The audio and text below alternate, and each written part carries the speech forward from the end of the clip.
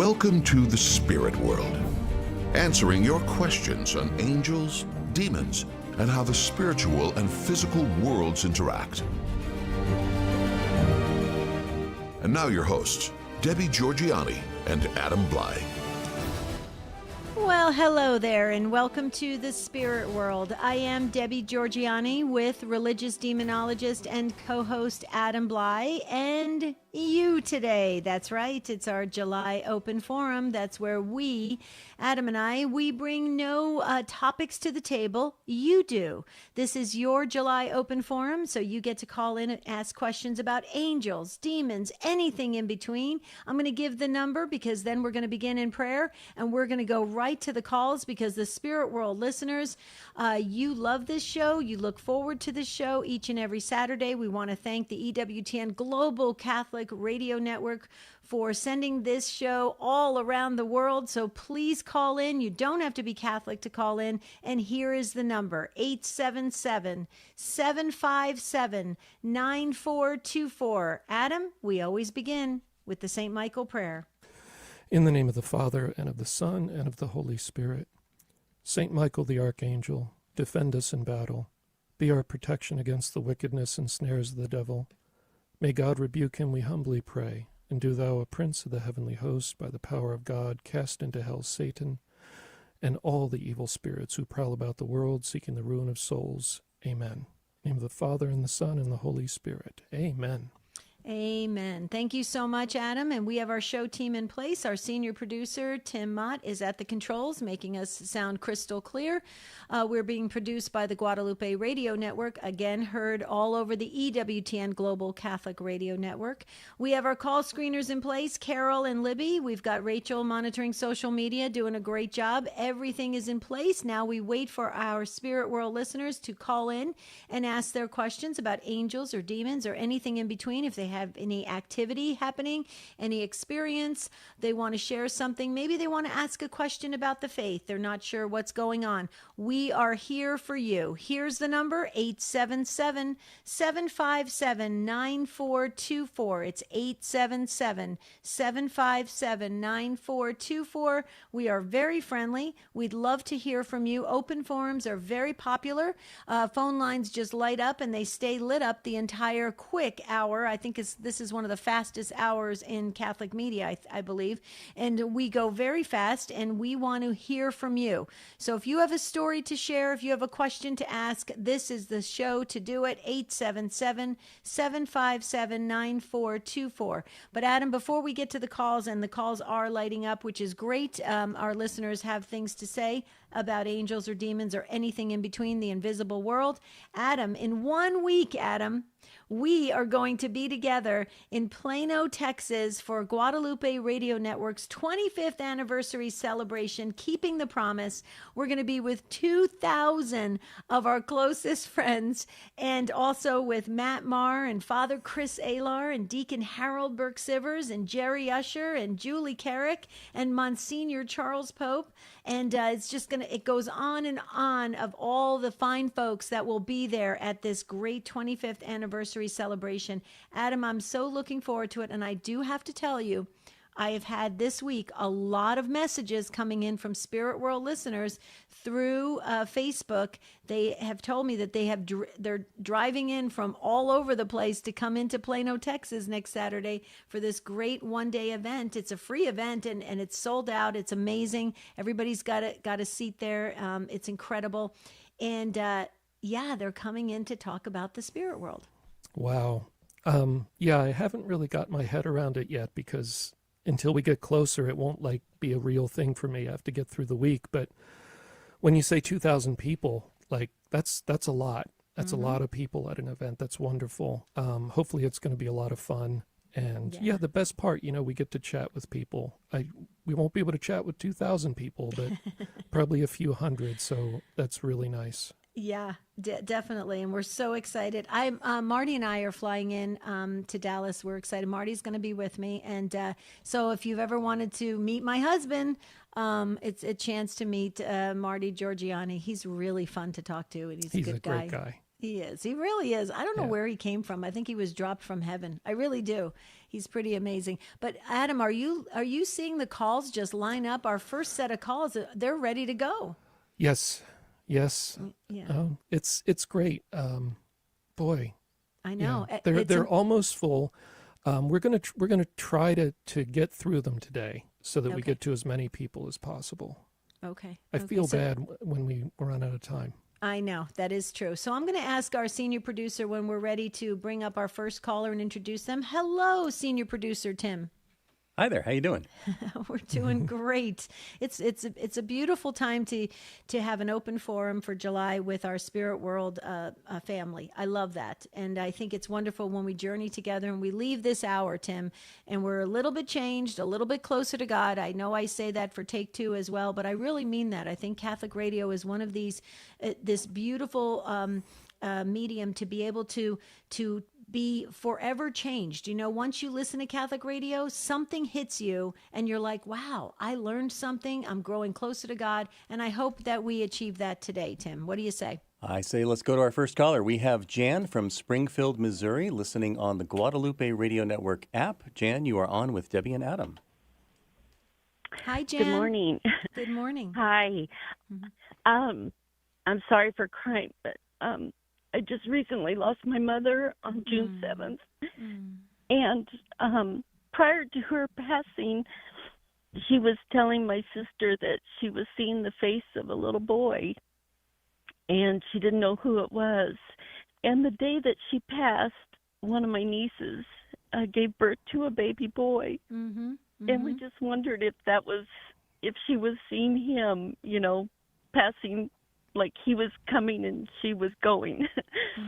So we just didn't know if that's possible. Right. Well, I want to let Adam comment, and then I want to share a story that happened with my dad, Jan, and I'd love to hear Adam's response on that. But I will tell you that I have heard this before. I've been by the bedside of a lot of people that have passed, and it's interesting what they see and what they experience before they make that move into eternal life. So I think this is going to bring you great comfort today, and I'm glad you called in because you're representing a lot of people that have had these experiences with their loved ones, and they're kind of like, oh, should I ask this? And I'm a little bit embarrassed about it. But right. Yeah. But Jan, may we have your mother's first name? I brought the prayer book out from Take Two, and I have it right beside me. Oh, and thank yeah, can we have her first name? Her name is Bonnie. Bonnie. Okay, I'm so sorry for your Yeah. loss, but I want to let Thank Adam you. comment first. Yeah, Jan. So first off, I'm very sorry that your mom died. I hope it was a good death and she was properly prepared, and She was, and she got apostolic pardon too. yeah, so wonderful, right? I mean, you can't Yeah. ask for a better leaving this life and heading to your judgment. So Right. wonderful, and so Right. many people will be praying for her now that will hear this, you know, and that's super helpful. If she has Thank some you. things to work through in purgatory, like that's a great blessing.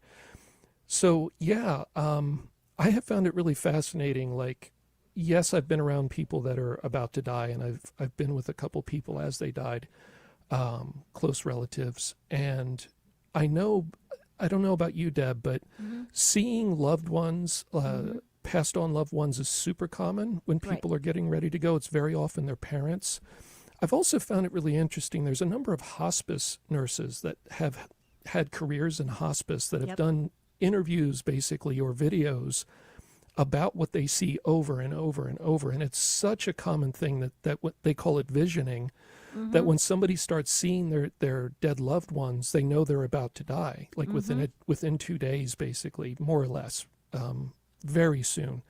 And it's like, it's just a known thing. It's a normal thing in that world, in the hospice world. So could it have been that nephew? Who knows? We don't know. I can tell you that, you know, from listening to a lot of these hospice nurses, you know, they're describing cases where medically the person's lucid and with it, and they're not on medication that could cause hallucinations, and they don't have low blood oxygen that could cause hallucinations. You know, they talk about cases where medically there shouldn't be anything going on. So you don't want to just dismiss it and wave your hand and say, oh, that's just because the body's dying.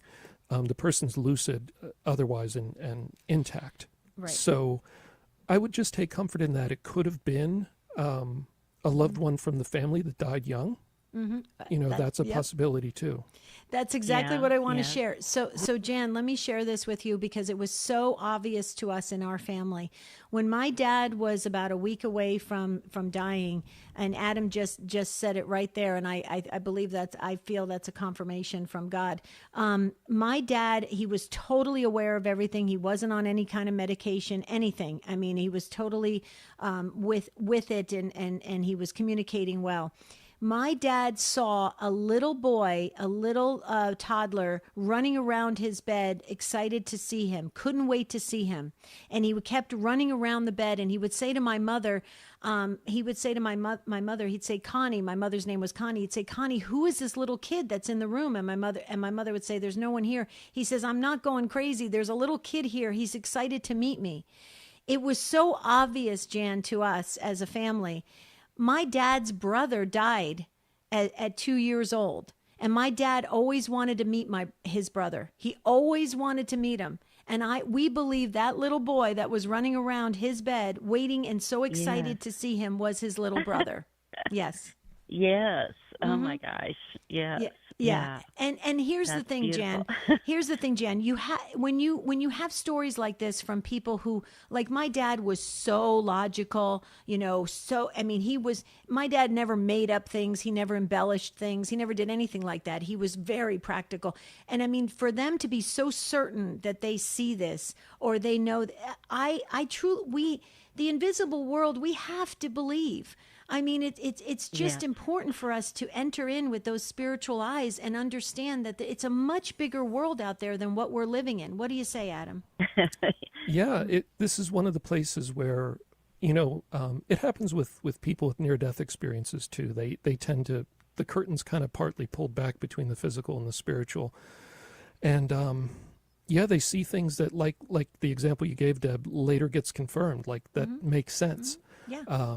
So it's one of these things God allows us that kind of points to the reality of the spiritual world, and he allows these signs for us and to share these stories to encourage exactly. one another, And don't you say, Adam, that Jan, I hope this brings you such peace and joy and I know that it's so hard to lose a mom. I get it. I know I feel the same way when I lost my mom, but I will tell you that to know that everyone on the other side of the veil, everybody's alive and it's this idea of it's outside of time and so this death is, yes, this is a moment that we all experience here, but it's not the end. It's the beginning of a whole new world. And I mean, it's amazing when you have that bigger picture, Jan, we can get through anything in this world called that we encounter in life. And we look forward to when we're all in that beatific vision, God willing. So Jan, God bless you for sharing with us. You probably represented a lot of people that have had experiences. Yeah. And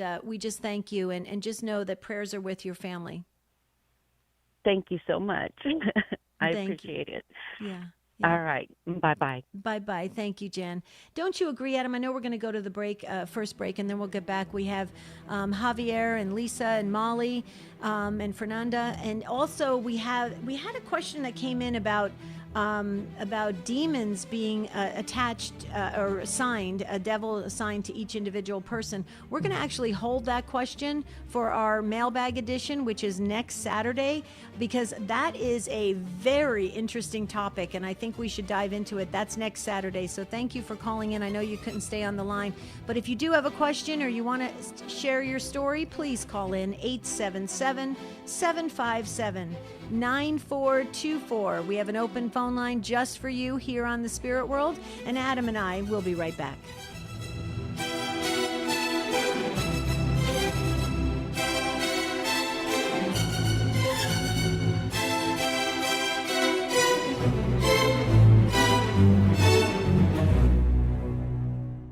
This program is sponsored in part by Saint Candles. Founded by a music executive to comfort a friend diagnosed with a life-threatening illness, the Saint Candle Collection has grown to more than 25 candles. Each modern candle is handmade with a prayer coin inside and dedicated to a patron saint. Saint Raphael for healing, Saint Philomena for children, Saint Anthony of Padua, and many more as well.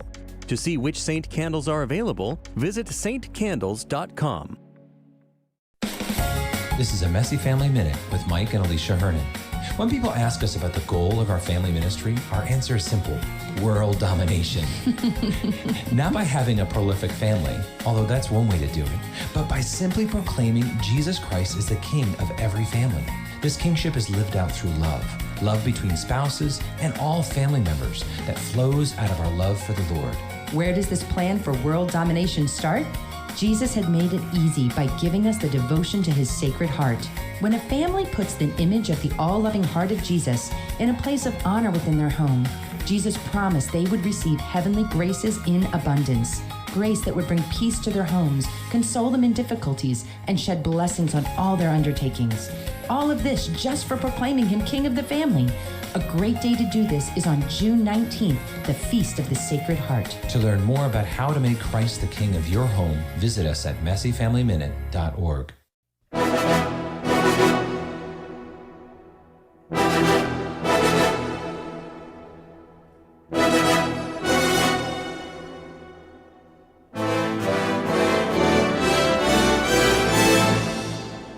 The Spirit World continues with Debbie Georgiani and Adam Bly. If you have a question for the show, call 877-757-9424 or email tsw@grnonline.com. Okay, we are back with our open forum for July, and we're so glad that you are calling in and sharing your stories, your questions, and very important. Just to get back to the topic that I was addressing before we went to the break, it was Sandy from Yakima, Washington on Sacred Heart Radio. Sandy has a question about, do we have an assigned devil to us like we have an assigned angel, guardian angel? Sandy, that is a very important question, and that is coming up quite frequently now. And so Adam and I will address that on next Saturday on our mailbag edition. Why? Because that's going to take a whole segment to talk about. I have a real problem with this being circulated like this, Adam. And not from Sandy. Sandy's asking a great question, but I will tell you that it's coming up in a lot of talks on angels and demons. People are very frightened that they have a guardian angel on one shoulder and a demon on the other. They're not liking that feeling. So Adam and I are going to address this, Sandy, next Saturday on our mailbag edition. It'll be our first question that we will answer. So just wanted you to be ready for that, because we do have almost full phone lines. We're waiting for that last open phone line to be filled at 877-757-9424. Adam, before we ask our senior producer, Tim, to bring up the next caller on air with us, do you have any more comments about Jan from Springfield, Missouri, about this beautiful situation where loved ones who are passing, they are already encountering, everything outside of time? It's really quite beautiful. Anything else you want to share? Oh, just, again, thank you, Jan, for calling, because many people have wondered about this or have heard this or seen this go on. And, so people out there that want to pray for Bonnie, and don't forget, no prayer is wasted. So if Bonnie is already in heaven, God willing, those prayers will go to somebody else. But it's a wonderful opportunity to pray for the dead, which is something we try to, remember to do. It's a big part of the church in terms of our Catholic life and our walk, is to charitably pray for the dead. Well, now you bring up the fact that we won Best Radio Program for Praying for the Dead for the Gabriel Awards a couple weeks ago. So we're very excited about that. And actually, when I got to receive the award on behalf of Guadalupe Radio Network, I was so excited to share that, Adam, that it was so important that we do pray for the souls in purgatory and for those who have no one to pray for them. And it was very powerful. There were some priests in the audience, and they thanked me for saying that, to remind people to pray for the dead. So yeah, it's exciting, very, very exciting times. And this is a wonderful opportunity for us to have this live radio program, to come together and to really grow in our faith and to be confident, be spiritually confident as we walk through life. Tim, our next caller, please. Javier from San Antonio, Texas, listening on the EWTN.com website. You are on with Debbie and Adam. Hi, Javier, good morning. thank for taking you. my call. Good morning. Go right ahead. Yes, so what prompted my call is that I was visited by a couple of Mormon missionaries a couple of weeks ago. Pretty friendly. They gave me a couple of tracts, invited me to their church. I'm a practicing Catholic, go to confession and communion when I can, go to Mass every week. Anyway, my question is there teaching from the Catholic Church about dealing with non-Catholic spiritualities, especially the Mormon Church, which I think teaches many things that are not compatible with Catholic teaching? Like, can I pray with Mormons? Can I attend their baptisms? Can I read the Book of Mormon? Is there any teaching about caution dealing with that? Yeah, so Javier, that's an interesting question. It's a little bit complicated. So certainly you can pray with people, but not in the sense of like going to a service and acknowledging, praying to like their theological figures. So right. they have different ideas about who Jesus was. They have some odd ideas, and so you don't want to be like part of reciting their prayers that have a different theology that isn't truthful. So you want to avoid that. You can pray, and you could both be praying for somebody. So let's say somebody's in the hospital and maybe they're likely to pass soon, and they have some relatives that are Mormon, and you're all standing there. You could pray for that person, and they can be praying for that person, just praying in your own way. That of course would be fine. Or grace before meals or something of that nature. Mm-hmm. that is something like that. Mm-hmm. Yeah. Now reading things from, books from other religions, of course you're free to read those. There's no like restriction, like it's sinful, but I would see it more as reading it to understand it. For research? As research. Mm-hmm. So like, you may end up having a conversation with a Mormon one day that knocks on your door, and, it's not your job to stand there for 12 hours and try to convert them and argue every point, but we do have a duty to charitably interact and defend the faith and explain the faith. And knowing their take on things and their worldview and their system helps you do that in a more effective way. So I would see it more as research. What do you think, Deb? Absolutely. And Javier, here's how it used to be answered at the parish level in the Diocese of Phoenix, where I live. You live in San Antonio, Texas. I live in right outside of Phoenix, Arizona. And if you look up the LDS Church, the Latter-day Saints, the Mormon Church, you'll see that obviously in Salt Lake City, Utah is where their home base is. But also we have two huge temples in Arizona. We have one in Mesa, Arizona, one in Gilbert, Arizona, which I can actually almost see from my backyard. That's how close it is to where I live, Javier. So as you can tell, there's a very strong, very active group in where I live that they're wonderful. In fact, my next door neighbor is Mormon, and they're wonderful to have as neighbors and friends, and it's beautiful. But I will tell you that I think as Catholics, this is just me talking now, Javier. I'm not representing the Catholic Church or representing, Guadalupe Radio Network or EWTN. This is just me talking personally, working in ministry for many years. Here's what I would recommend for Catholics that are encountering people of other beliefs and faiths. There are so many YouTube videos by very strong Catholics out there that describe, then they've done a deep dive into different religions. There are so many. You've got Tim Staples, you've got from Catholic Answers, you've got, I could go on and on of how many great Catholic apologists that have done deep dives into other faiths. What I would suggest to do is to go onto one of these approved EWTN videos or on YouTube and get a strong Catholic speaker and learn about this other faith, rather than picking up the Book of Mormon or doing other things like that. And I'll tell you why. Because unless you're doing research, unless you're writing a paper, unless you're giving a report on something, it's important for us as Catholics, because our religion is so vast and it takes a lifetime, beyond 10 lifetimes to learn it. We should know our own faith first. And I think the curiosity factor of going into all these other religions and we're trying to learn all about them, and it's taking us off the mark. It's taking us off focus. So I would suggest learning as much as you can learn about your own Catholic faith. If you want to learn about these other faiths, the beauty of it is these YouTube videos that are usually only less than 30 minutes long from great Catholic apologists will get you up to speed, so you know how to interact when they do knock on your door, like Jehovah's Witnesses or LDS or any other faith, belief, or tradition. You'll know how to interact, and you'll know what your responsibility is as a Catholic, how to answer, when to say that you're willing to, say a prayer with them or not.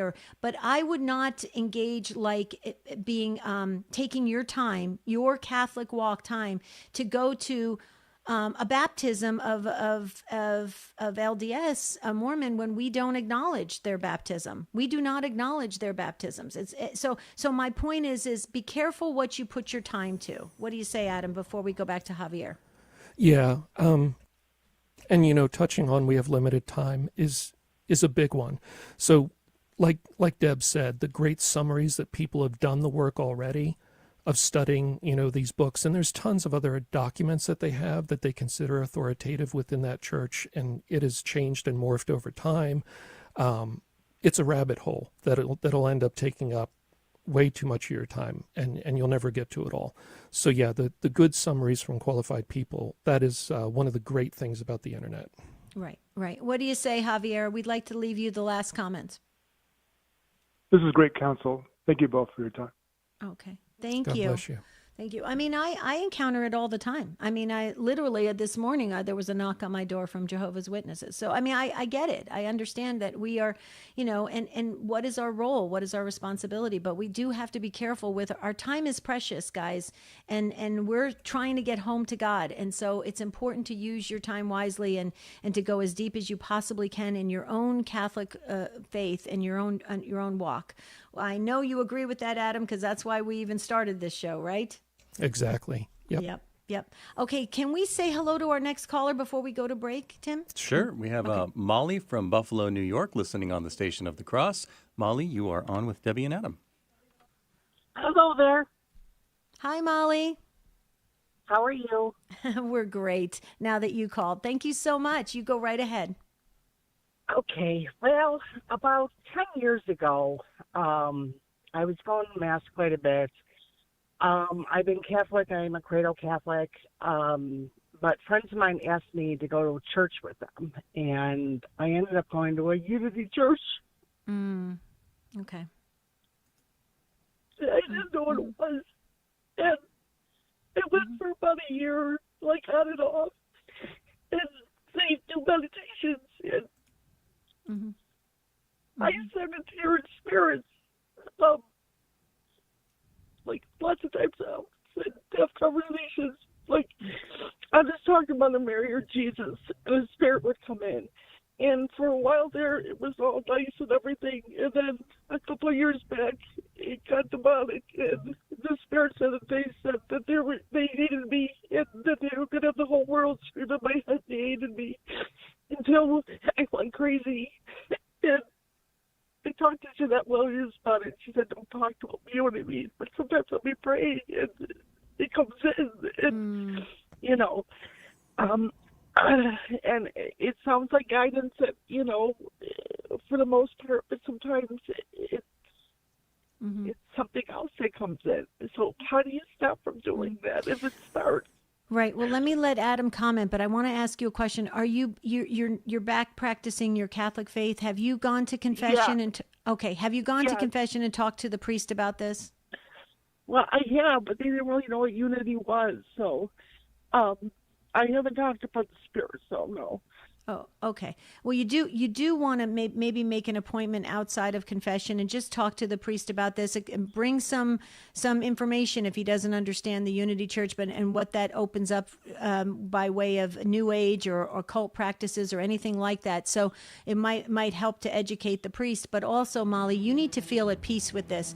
Molly, that's why I was waiting for Adam. I want Adam to comment after the break. Okay, this is very important, and I think what Molly is sharing can help others today who maybe been invited to other services, and this is kind of goes along even with Javier said.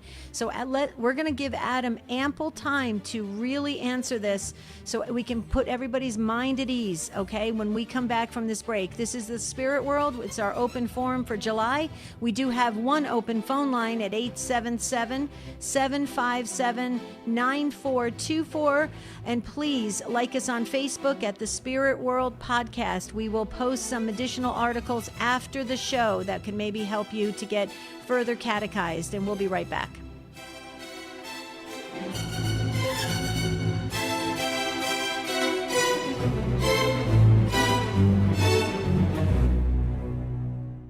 It started like it does for many people, question my faith and question authority. And I feel that the reason why I left was the draw of the world. The world was pulling me away. Some people would say, Satan was working on me. He did not want me in church. He wanted me to be desperate. He wanted me to have the thoughts of suicide. I started to realize that a lot of the things that I experienced in my life were a result of my rebellion against God and against authority. Coming back to the church is the first step in healing from all of the hurts of the world. I went from being desperate and in despair to finding hope and encouragement for the future. I'm on God's team. I know who I belong to, and I know where I'm going, and there's nothing that can separate me from God's love. Take another look at the Catholic Church. Visit CatholicsComeHome.org today. Want some more peace in your life? Need some more grace in your day? Want to wake up each morning excited about life again? Life Coaching is there for you. We have a team of dedicated coaches willing to assist you in creating a plan for a better future with God as the focus. Jesus said, "I came for you to have life and to have it to the full." So begin anew at standtalltoday.com. standtalltoday.com.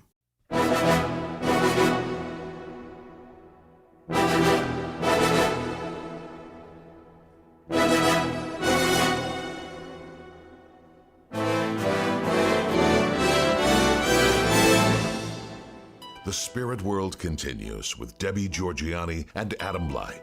If you have a question for the show, call 877-757-9424 or email tsw@grnonline.com. Okay, we are back for our open forum. We're going to go very fast now. We've got Molly from Buffalo, New York with us, who attended a Unity Church services, Adam, for I believe over a year. And now it's kind of staying with her in various ways. And it's really, you can hear in her voice how emotional she is. This is bothersome to her because she is a Catholic, a practicing Catholic. So Adam, please address this when people do entertain an invitation when somebody says, "Hey, come to my church," or "Check this out," or "I want to invite you to this service." It can be very dangerous. Adam? Okay, Molly. So really important question, just topic that you're bringing up. I've seen tons of these situations over the years, over these last 20 years. I've talked to lots of people with a very similar story, Molly, where they got involved in some fringy, either new agey or cultish or, occult group at some point. And typically there's some, guidance to give a direct invitation to a supposed spirit guide or some other good spiritual figure, and the person's invited to invite them to counsel them and guide them and talk to them and all of this stuff. Sometimes there's a laying on of hands where they ask people to submit to a laying on of hands. And like, for instance, in Reiki, during the third level, the Reiki Master Initiation, you have to explicitly say that you invite the Reiki spirit to connect with you to facilitate this stuff. So sometimes there's an act of the will is done there. And they play nice for a while, so they'll pretend to be good, but then they start getting more and more bossy. And if you get around, the true faith and you go to church, they start getting angry and punishing you, and then pretty soon they're telling you to kill yourself all the time and that you're terrible and worthless. And it kind of spirals down into what they really are over time. So, of course, Molly, you want to rule out mental illness, which is just reasonable. So I don't know if you've talked with doctors and maybe just checked on that to check that off the list. I don't know what to say about it. They, have they tried medication with you? They have. It doesn't really have much of an effect. I mean, I can do it with the medication or without. I mean, it happens. All right. So, Molly, here's what you need to do. Number one, never talk to these things. Try not to respond to them at all. So, meaning if something's bothering you, talk to Jesus, talk to Mary. Do not respond to it. Don't even say, shut up and leave me alone. Talk to Jesus. Lord, I don't want this thing. Please make it go away. I only want you in my life. Whatever your prayer is, you're talking to God. You're talking, to a figure. You're talking to your patron saint. You're talking to a figure in heaven. Don't interact with them. So, Adam, just to be clear, if these things kind of creep up or kind of are a little bit haunting, never address them. Go straight to Jesus. Right.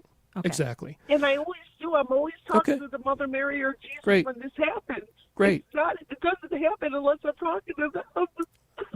Right, because they're trying to interfere with that relationship with Jesus and Mary, because that's what's a threat to them. They want to keep you away from the truth.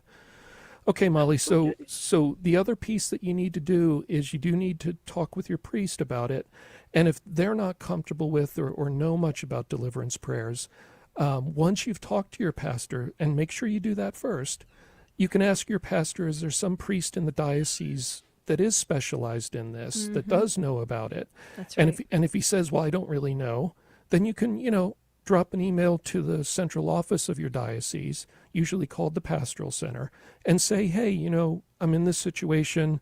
Do you have any priests in the diocese that are well versed in deliverance prayers? Because here's the thing, Molly.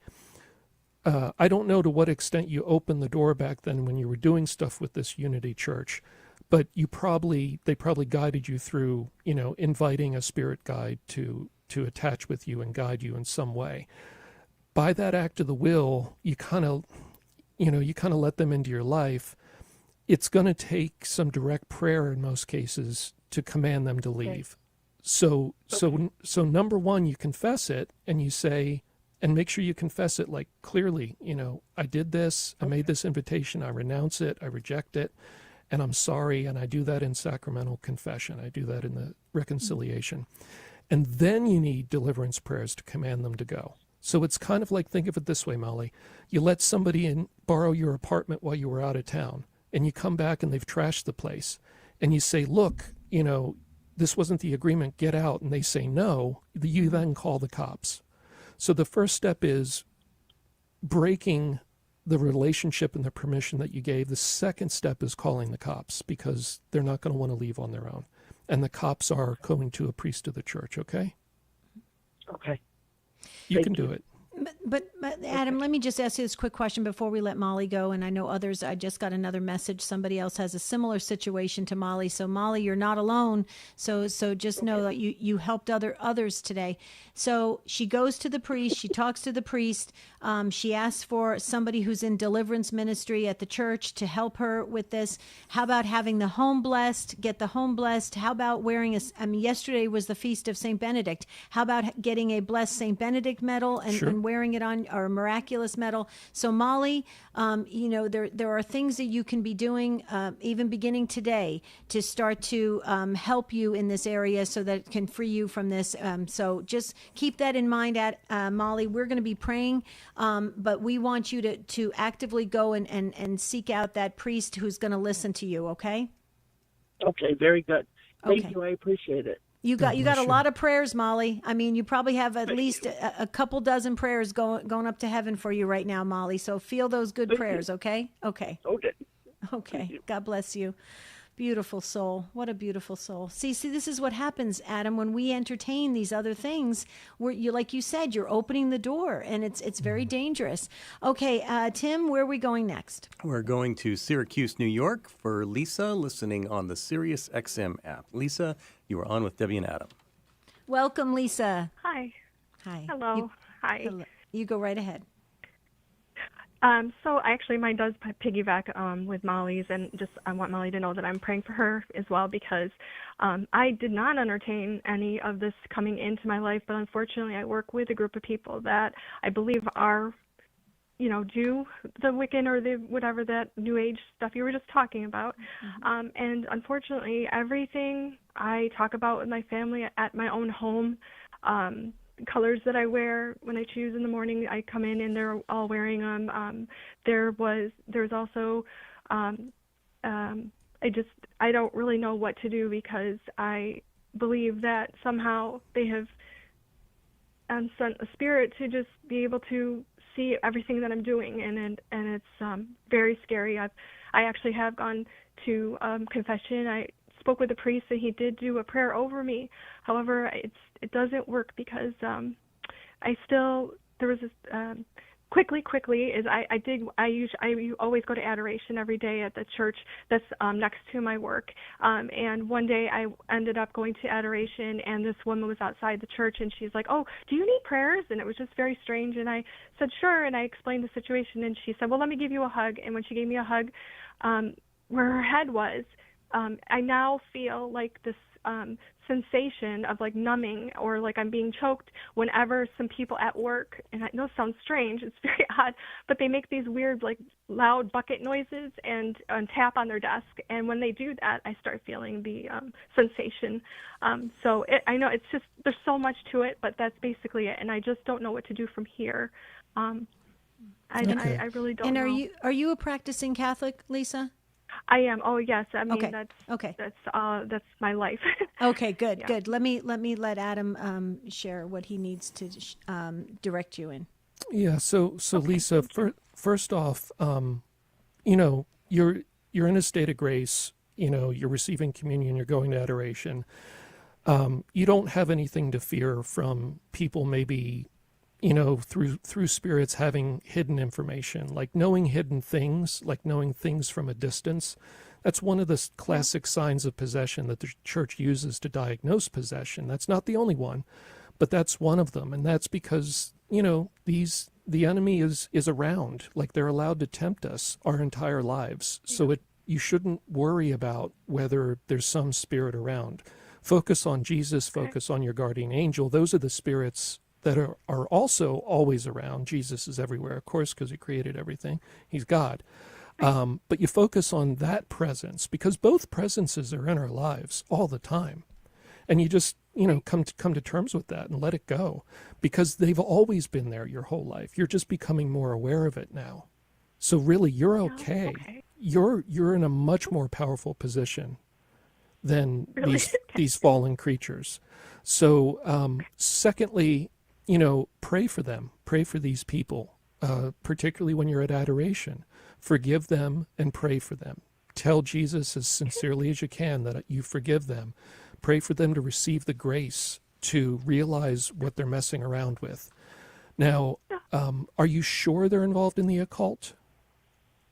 Well, I honestly I don't know. I don't know, but I just know that it's like a group of 6 of them, and it's very strange. I can't even prove any of it. It's just, I do know somehow I don't know. And how old are you, Lisa? How old are you? I'm 55, and the group ranges from like my boss to like who's like probably 40 and down to like in their 20s. So I don't know. And how long ago did this weird stuff start? It about, I don't know, 6 months ago. Okay. Did you have these experiences previously in life?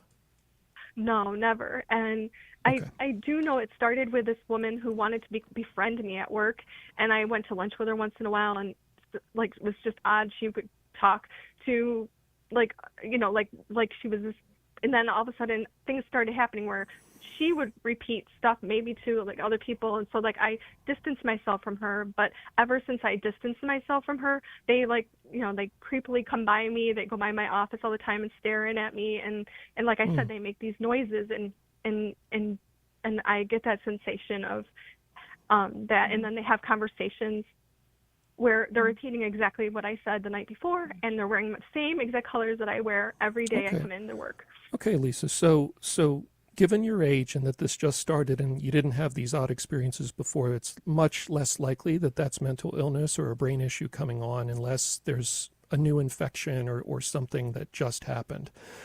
So it's less likely that this is mental illness. Again, if all they have is they know some things about like the colors of the clothes you're going to wear, really that's no big deal. So what?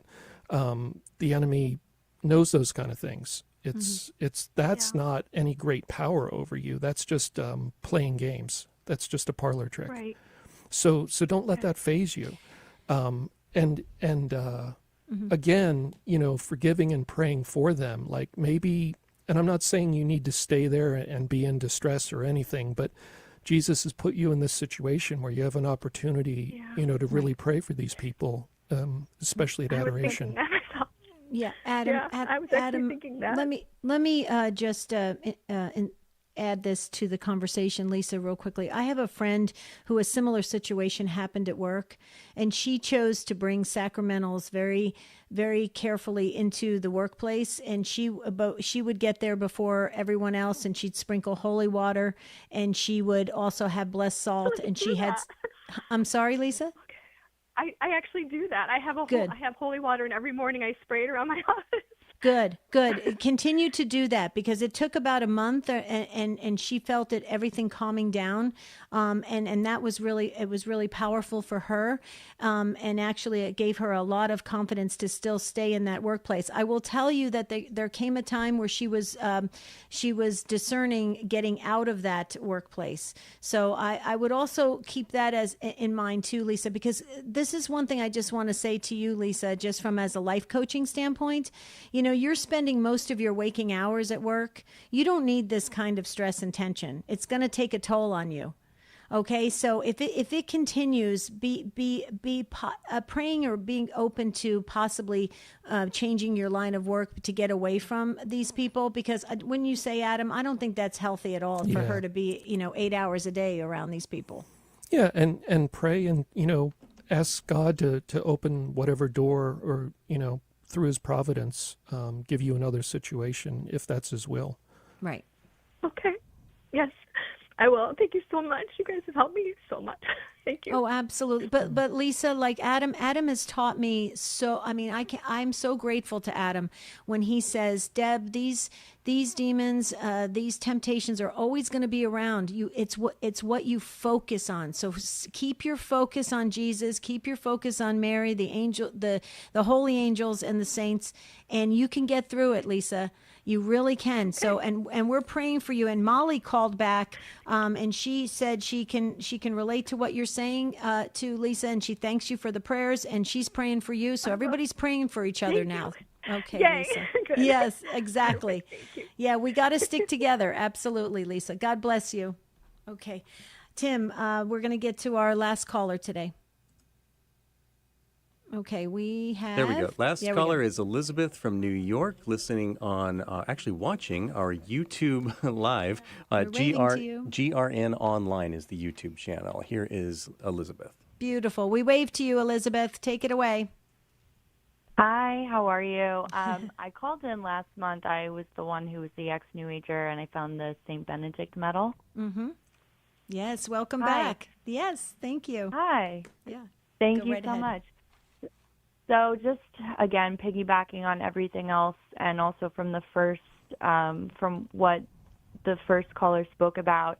And like I said, I've been involved in New Age, and I've stopped doing that. And Adam, I was actually reading your book, and you spoke about how you can acquire particular abilities when you're doing depending on how long you're involved in that life of the occult.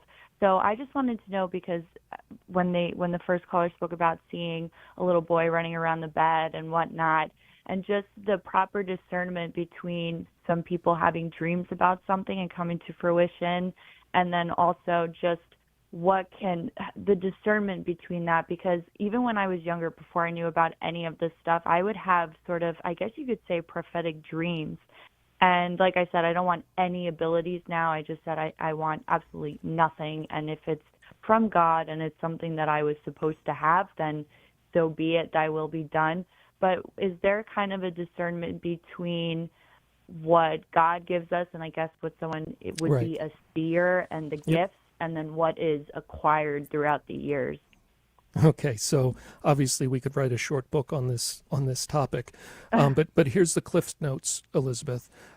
So first off, playing around with the occult and getting fairly into that, it's not that so much that you acquire abilities, but the enemy gives you the illusion of having these abilities. They basically do these things, and they kind of tell you that you're the one with powerful gifts that you've activated in yourself, and you need to go further, and you're going to be the high priestess or queen of whatever.